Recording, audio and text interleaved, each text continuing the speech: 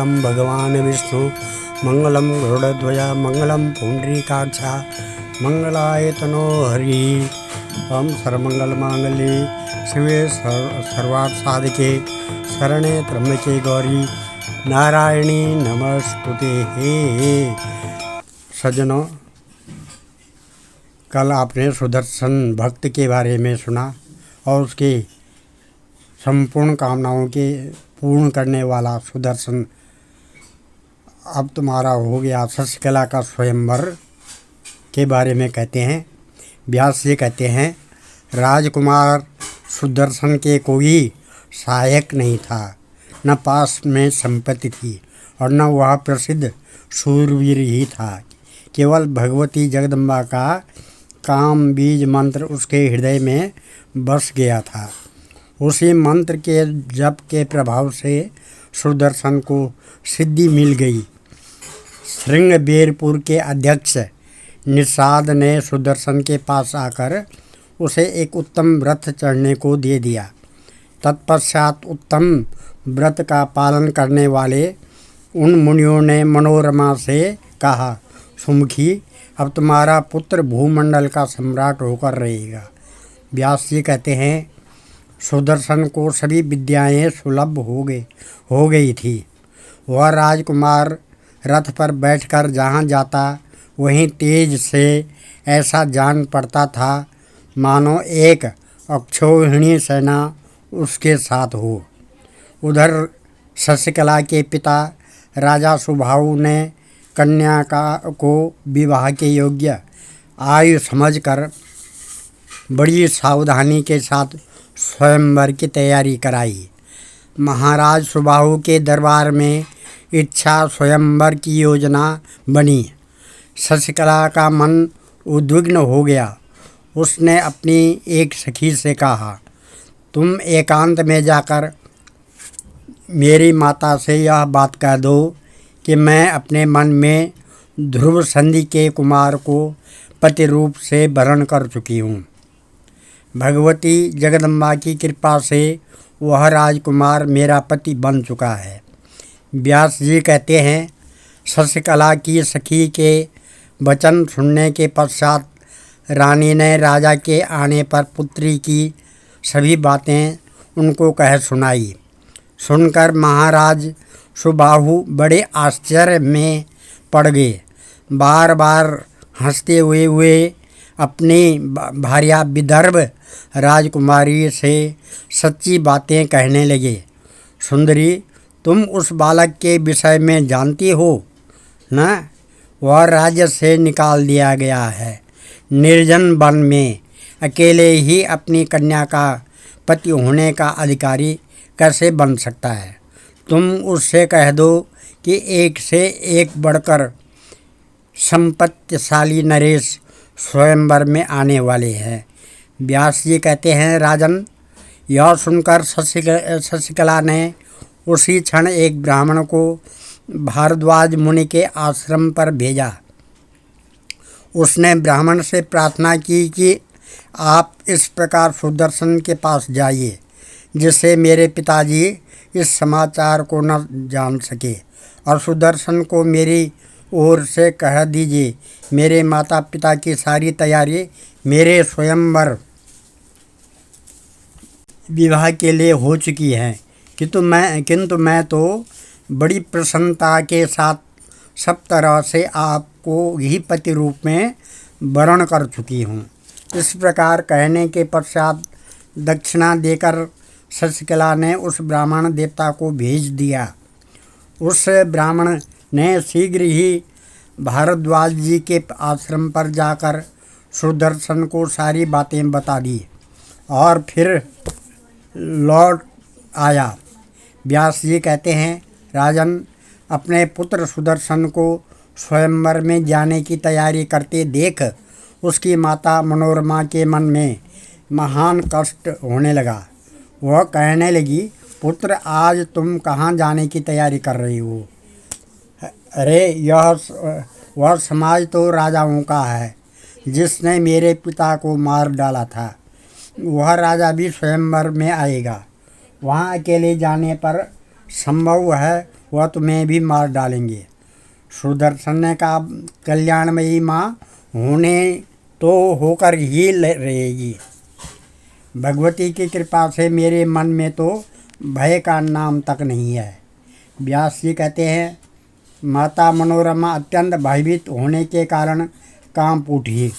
उसने कहा, बेटा मैं भी तुम्हारे साथ चलूँगी। यूँ कहकर वह अपनी दासी को साथ लेकर घर से निकल पड़ी। ब्राह्मणों ने आशीर्वाद दिया। अब वे सभी हर्षपूर्वक वहाँ से चल पड़े। रघुवंशी, सुदर्शन, मनोरमा और धाय तीनों एक ही साथ रथ पर चढ़कर समयानुसार काशी पहुँच गए। उसके आने का समाचार पाकर वहाँ एक राजा सुबाहु ने उनका स्वागत किया। राजा युधाजित भी अपनी दौहित्र के साथ वहाँ आया था तथा अन्य पर्वतीय प्रांतों से बहुत से महान प्रतापी योद्धा उस स्वयंवर में सम्मिलित हुए थे। अब स्वयंवर में राजाओं का विवाद। व्यास जी कहते हैं, दूसरे दिन शुभ मुहूर्त में राजा सुबाहु ने अपने भव्य भवन पर राजाओं को बुलाया। अनेकों उत्तम मंच बने थे।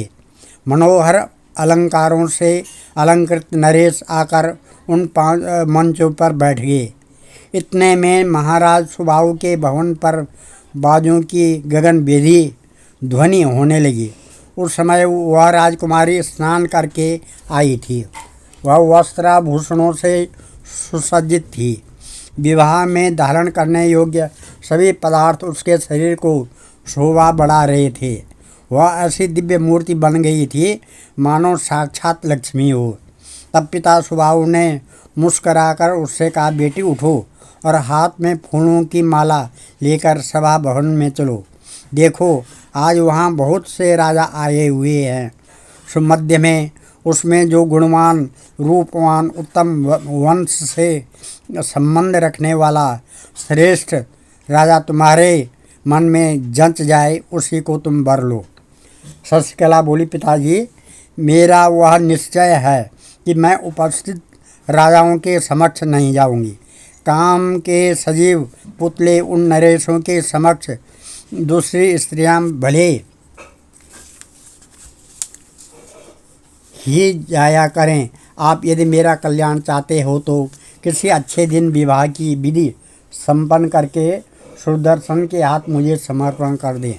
व्यास जी कहते हैं, राजन, तब शशिकला की बात सुनकर राजा सुबाहु का मन चिंतित हो उठा।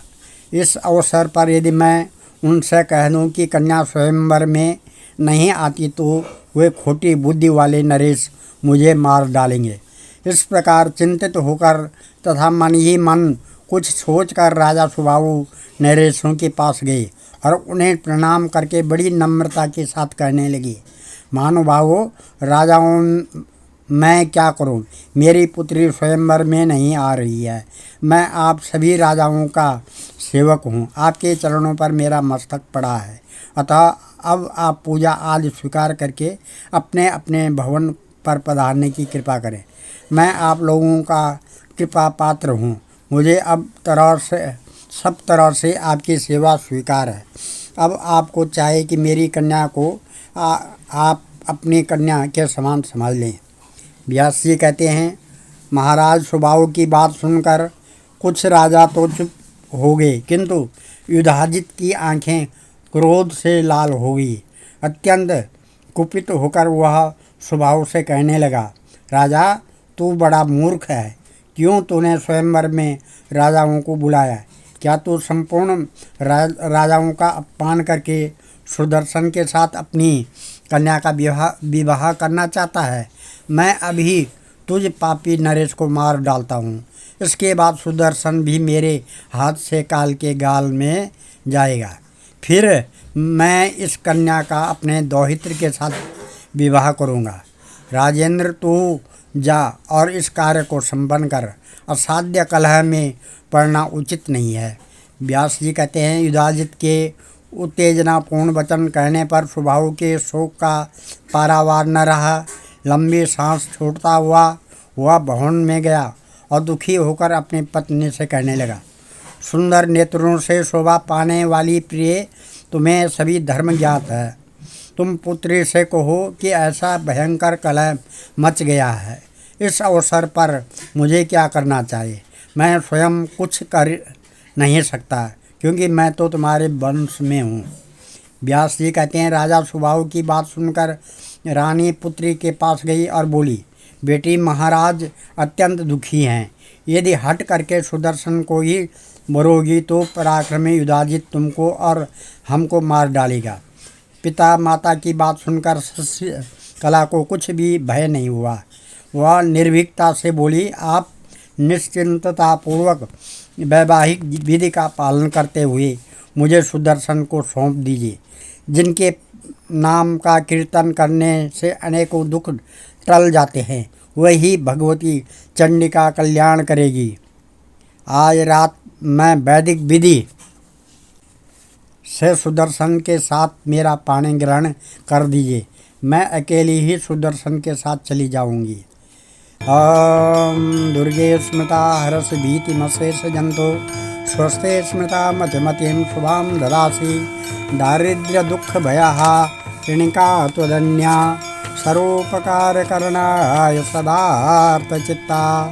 देवी प्रपन्ना ते हरे प्रसीद माता जगतोऽखिलस्य। प्रसीद विश्वेश्वरी पाहि विश्वं त्वमेश्वरी देवी चराचरस्य। आज अप्रैल की 15 तारीख 2023 और शनिवार, श्रवण नक्षत्र, श्रवण के साथ धनिष्ठा, शुभ योग भवकरण और मकर राशि का चंद्रमा, और 4 बजे के बाद कुंभ राशि का चंद्रमा हो जाएगा। आज ही से पंचक भी शुरू हो रहे हैं और इस दिन मीन राशि पे सूर्य और बृहस्पति है। मेष राशि पे राहु और बुध है। वृष राशि पे शुक्र है। मिथुन राशि पे मंगल है। तुला राशि पे केतु है। ये दिन आपको शुभ कल्याणकारी रहें। और आज मेष राशि वालों का लगन ग्रह 3 ग्रह स्थित होने से सेहत के लिए मध्यम, लेकिन धन भाव में शुक्र धन प्रदान करता है। लाभेश अपने स्थान पर लाभ प्रदान करता है। शिवार्चन करें। वृष राशि वालों का शुक्र अपने स्थान पर होने से वह पदोन्नति करता है, लेकिन 12वें स्थान का राहु खर्च करवाता है। ओम नमः भगवते वासुदेवाय का पाठ करें। मिथुन राशि आती है। मिथुन राशि में मंगल है जो सेहत गड़बड़ रखता है, लेकिन अन्य ग्रह अपनी समदृष्टि से हैं जो कार्य क्षेत्र को बढ़ाते हैं, भाग्योदय करते हैं। अब कर्क राशि है। कर्क राशि की सप्तम शनि बनते बनते कार्यों में विघ्न बाधा करता है, शारीरिक कष्ट देता है, लेकिन गुरु मीन राशि का शुभ फल देता है। सिंह राशि वालों मन अशांत रहना और पिता का स्वास्थ्य का गड़बड़ा जाना, दौड़ धूप अधिक रहेगी। क्रोध से बचें। ओम घृण सूर्याय नमः का पाठ करें। कन्या राशि वालों, आपका स्वास्थ्य संबंधी परेशानी और ज़मीन जायदाद के लिए अच्छा, लेकिन धन अधिक खर्च होगा। तुला राशि वालों का स्वास्थ्य कमज़ोर रहेगा और मन अशांत रहेंगे। बनते बनते कार्यों में विघ्न आएंगे। दुम दुर्गाय नमः का जाप करें। वृश्चिक राशि वालों का गुरु की शुभ दृष्टि होने से धन लाभ रहेगा और स्वास्थ्य ढीला रहेगा। मानसिक परेशानियां रहेंगी। ओम नमः शिवाय का जप करें। धनु राशि वालों का तृतीय भाव पर शनि आय कम और खर्च अधिक करवाता है। राशि स्वामी बृहस्पति चतुर्थ भाव में सवारी सुख साधनों की प्राप्ति होगी। मकर राशि वालों, शनि की साढ़सती का प्रभाव रहेगा और वृथा दौड़ धूप खर्च अधिक रहेंगे। निकट बंधुओं से मतभेद रहेंगे। कुंभ राशि वालों, कुंभ राशि पर शनि की साढ़सती का प्रभाव रहेगा, लेकिन अपनी राशि में होने से शुभ लाभ, अच्छे कार्यों में रुचि बढ़ेगी। धार्मिक रुचि रहेगी। मीन राशि वालों, मनोबल उच्च, कार्य क्षेत्र में प्रगति, मान प्रतिष्ठा, आशानुकूल धन प्राप्त होगा। शनि के साढ़सती के कारण अड़चनें आ सकती है। शनि का पाठ करें। यह दिन आपको शुभ कल्याणकारी रहे और ये देवी के इस अध्याय को जो पढ़ता सुनता है उसके सारे कार्य मनोरथ शुभ होते हैं। आपके भी भगवती माता शुभ कार्य मनोरथ शुभ करे। मंगलम भगवान विष्णु, मंगलम गरुड़ध्वजा, मंगलम पुंडरीकाक्ष, मंगलाय तनोहरि। सर्वे भवन्तु सुखिनः, सर्वे सन्तु निरामया, सर्वे भद्राणि पश्यन्तु, मा कश्चित् दुःखभाग् भवेत्। ओम धन्यवाद।